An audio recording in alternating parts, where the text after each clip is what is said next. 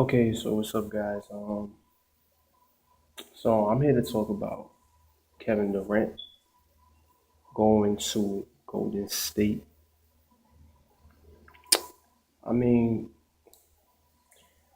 if you want me to be honest about how I feel about this, I think it's a really, really weak move. I think it's him being a coward. If you can't beat him, join him. Jumping on the bandwagon, as people say. And you know me, I'm a big basketball person. I'm a fanatic. I I read Bleacher Report every day. I read ESPN news on the NBA every day. I try to watch as many games as I can during the season. Me, I'm a diehard Knicks fan. Always been. I'm from New York. Grew up in New York. Grew up rooting for the Knicks through good times and bad times. Shout out to my Knicks for the moves they made in free agency this off season. We're gonna probably make some noise. Hopefully, if everybody can stay healthy. I think we can make a deep, playoff run and hopefully give Cleveland a run for their money. Because to be honest, I mean, other than Cleveland, I don't really think if the Knicks are healthy, big if they have to be healthy. Derrick Rose has to be healthy. Joakim has to be healthy. Brandon Jennings off the bench has to be healthy. If they're all healthy, then I mean honestly, I don't really think there's much competition other than between the Knicks and the Cavs in the Eastern Conference. To be honest, I mean Toronto, yeah, but you've seen how Toronto just seems to fold in really big moments, and they don't really have that go-to superstar closer. I mean, you can say DeRozan, yeah, he's a great scorer, but he's very inconsistent. But that's off the subject. So Kevin Durant going to Golden State.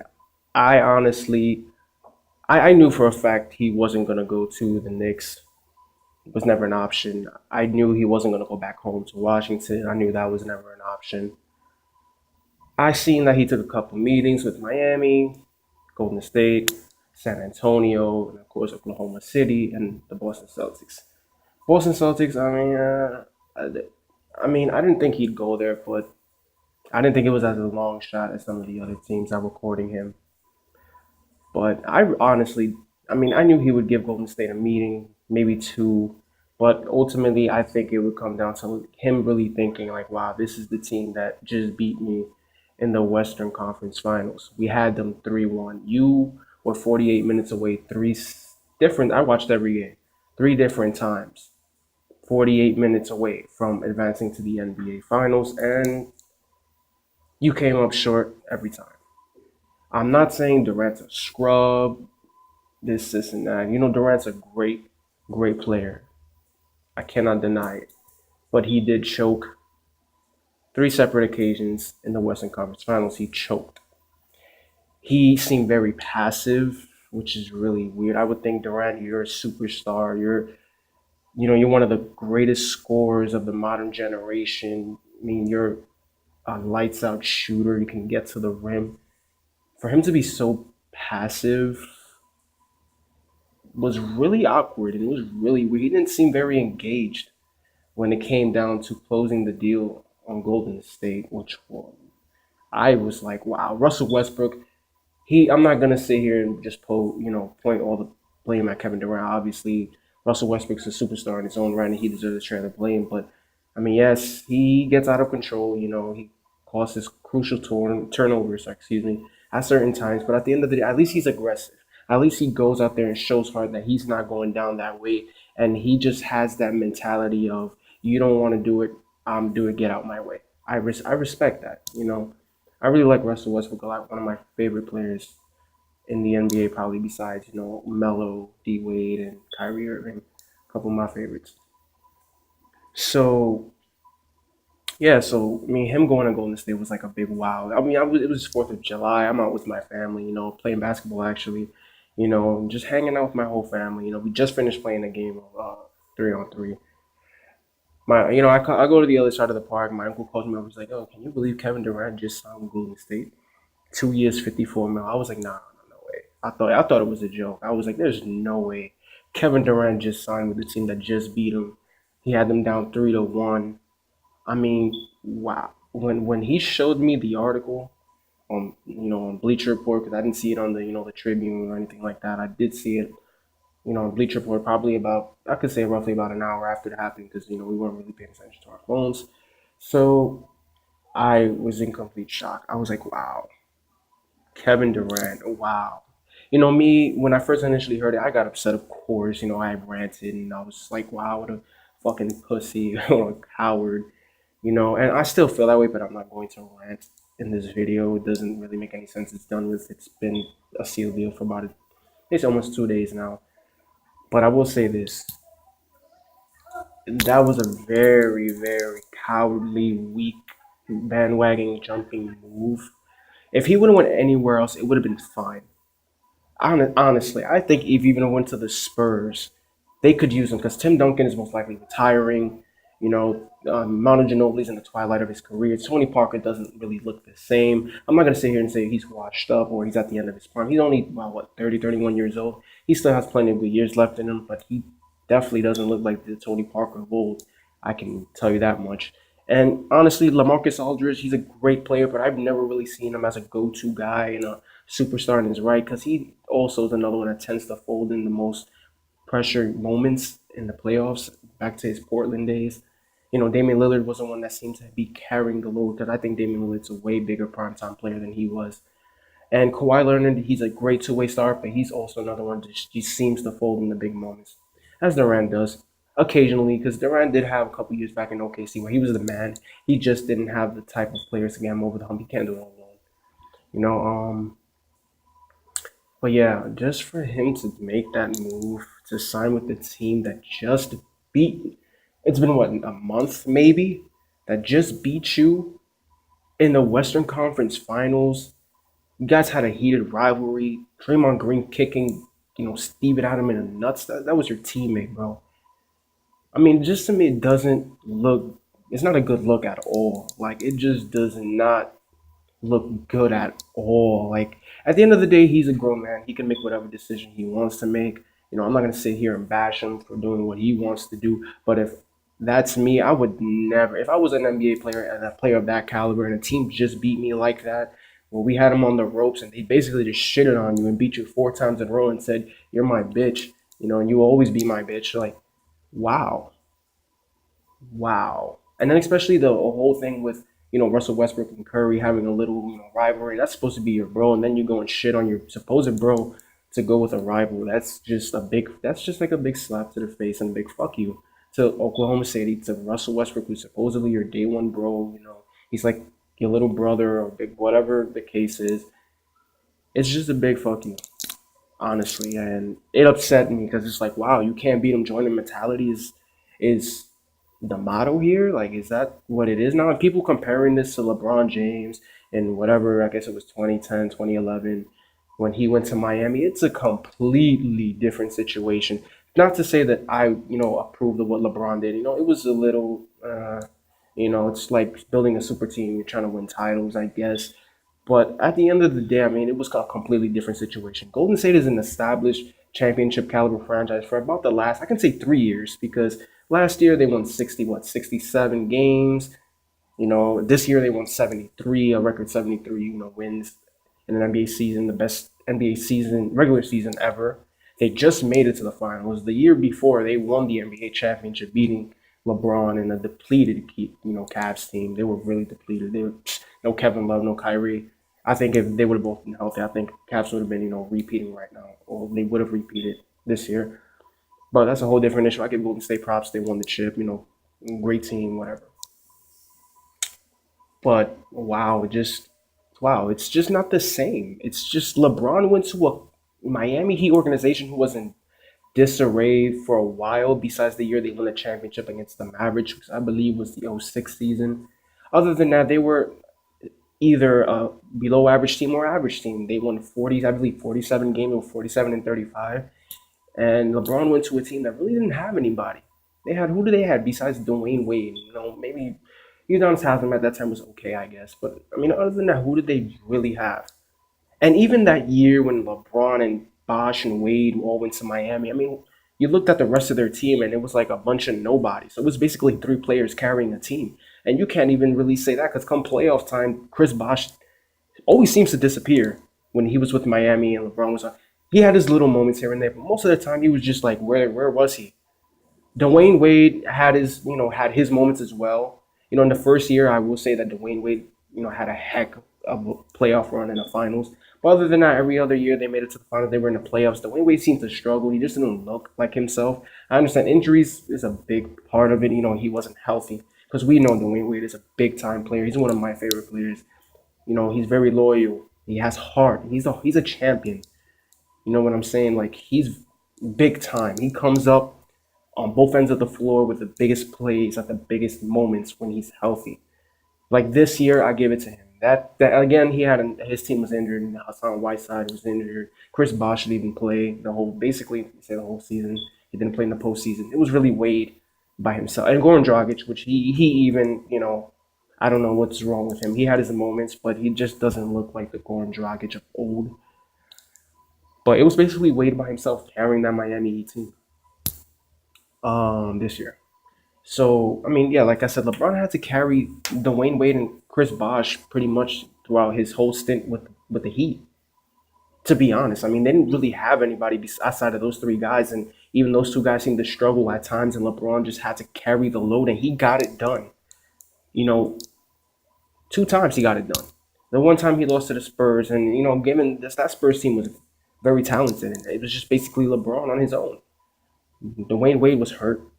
Chris Bosh, I don't have words for him. I'm not a big fan of Chris Bosh. I think he's very overrated. Very nice guy.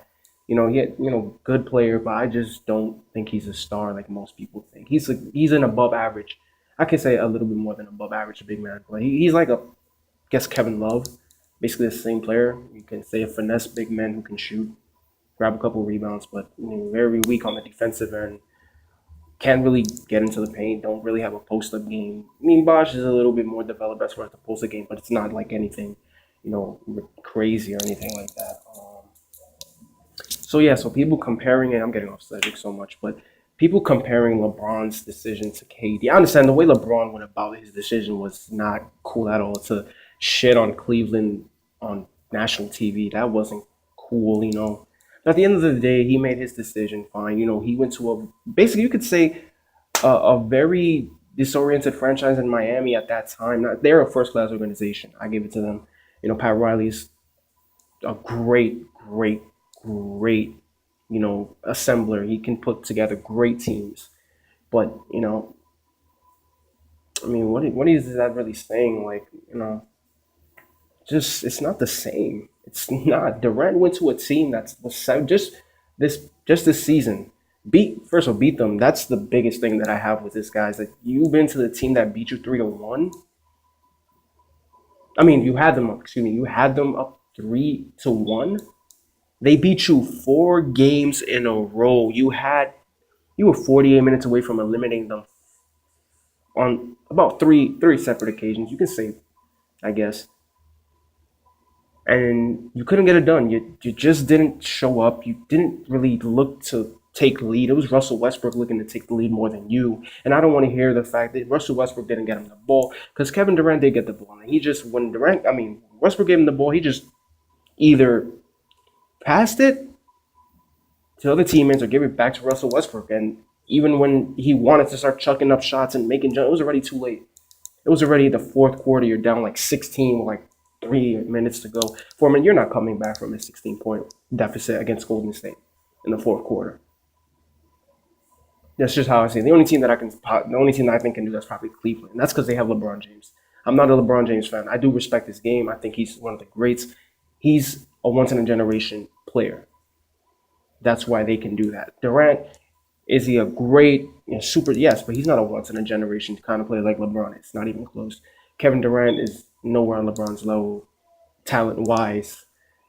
Pedigree, mentality, and the save. But LeBron he was a mentally weak superstar in the beginning of his career, but he's been battle tested, and he knows what it takes to win now.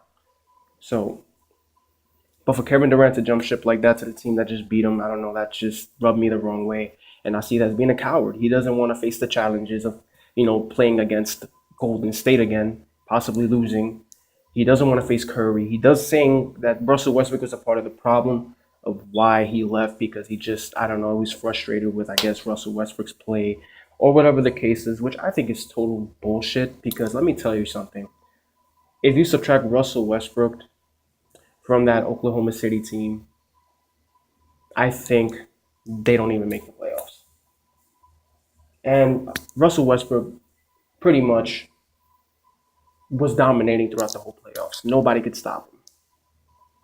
Durant just, of course, he's an unstoppable offensive player, of course, but just at times he just didn't seem engaged. He just seemed disinterested. He just seemed so passive. And Russell Westbrook would never, ever, especially in the playoff, he would never be that way. So for Kevin Durant to be that way just shows a lot mentality wise and the kind of heart that he has as far as trying to be a champion. And that's another point what I'm gonna get at is, let's say hypothetically, because you never know what can happen in this season. You never know. Durant could get injured. Curry could get injured. Clay Thompson could get injured. Things may not work out. They might make a trade or two. Maybe they just don't mesh. Even though I don't really think that's going to be an issue. I mean, Kevin Durant fits perfectly in what they're trying to do. He's a shooter. And if he wants, Durant could just sit in the corner and camp out and just, let them swing him the ball. And he hits the open three. He could still average like 20 points per game. Just, I mean, he fits in seamlessly perfectly with that team. But even so, who knows what can happen? I mean, maybe it might not work. Maybe egos might get in the way. Maybe, an injury happens or, anything can happen. But let's say hypothetically they win the championship. I still wouldn't consider Kevin Durant a champion.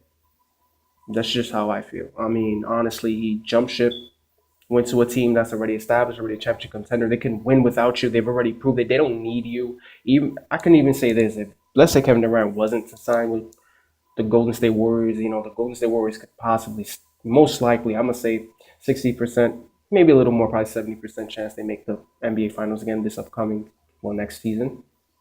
They don't need you. You know what I'm saying? They don't need you. They won without you. They can win without you. They're a historically good team without you. So for you to jump ship and go sign with them, they just beat you.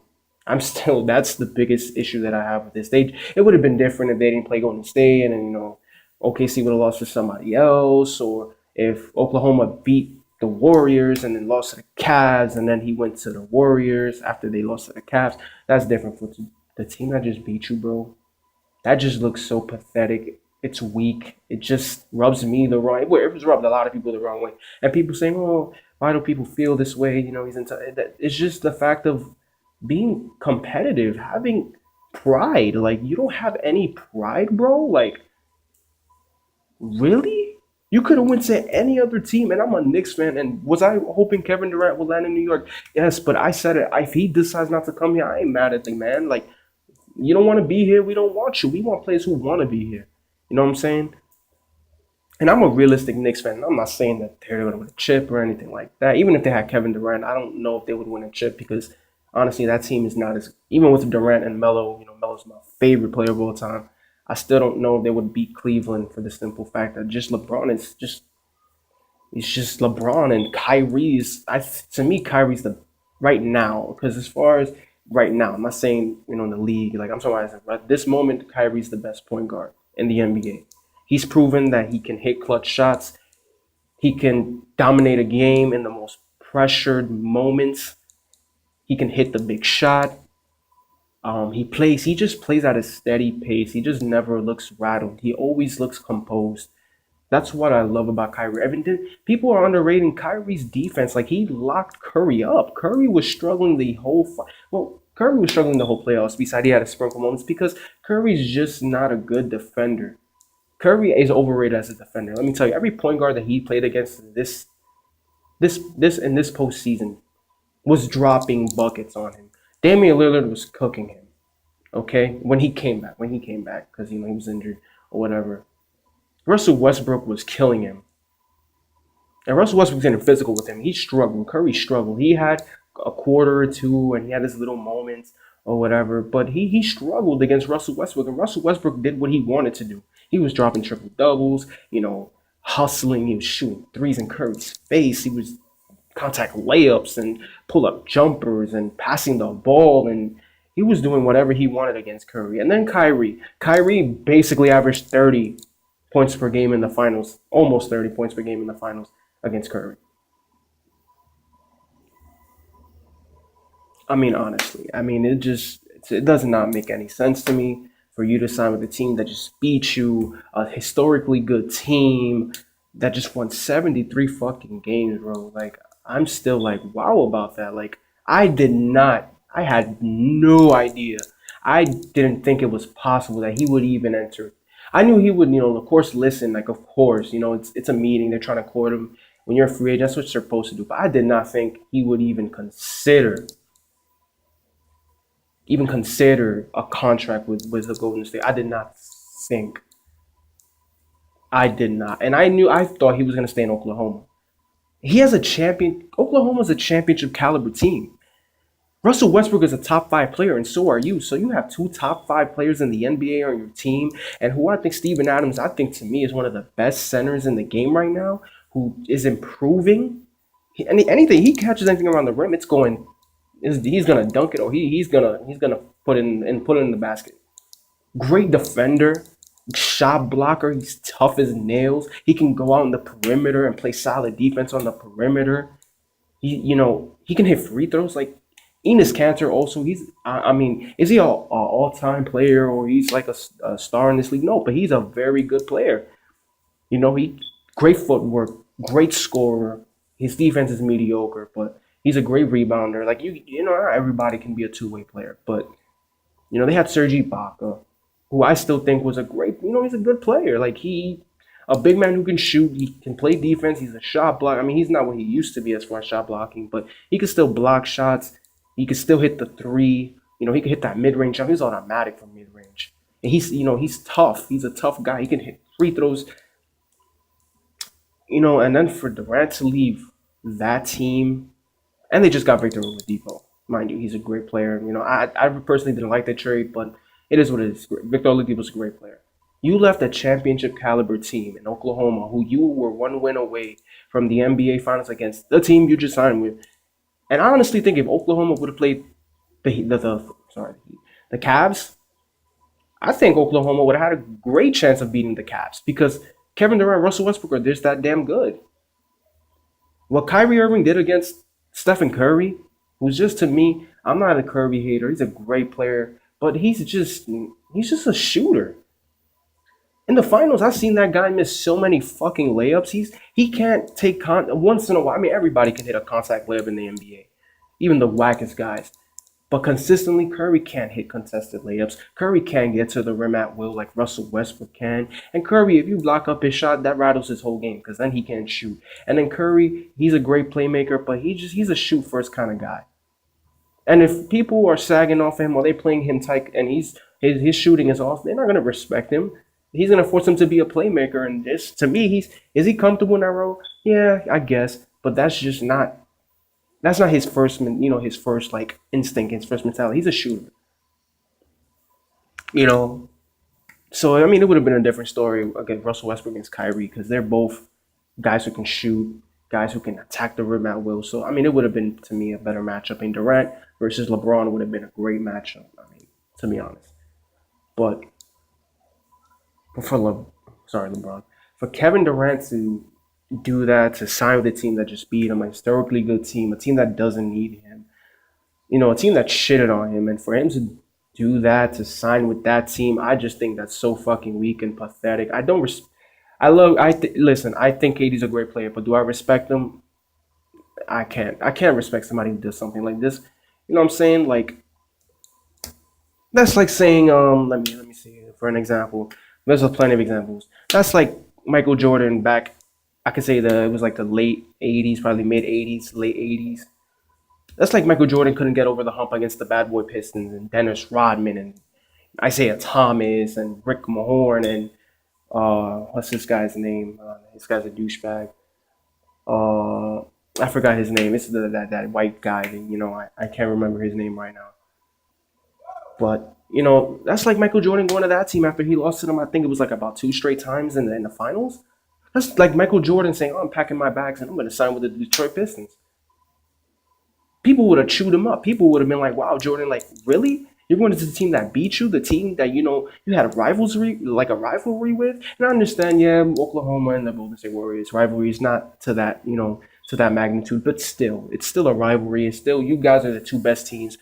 No disrespect to San Antonio, they're third best team, but you guys are the two best teams in the Western Conference. You're the two powerhouses. You know what I'm saying? For you to go and sign with the Golden State Warriors, the team that just beat you, man, it's not a good look. I don't respect them anymore. I can't respect them anymore. You know what I'm saying? This thing where just loyalty is not a factor anymore. Pride is not a factor anymore. It's either about chasing rings or it's about the money. I prefer you to go for the money. The money so you can better your life and better your kids, or if you have kids, or you know what I'm saying? But damn, to just chase a, it's a difference between chasing a ring and buying a ring. You know what I'm saying? But he's basically buying a ring.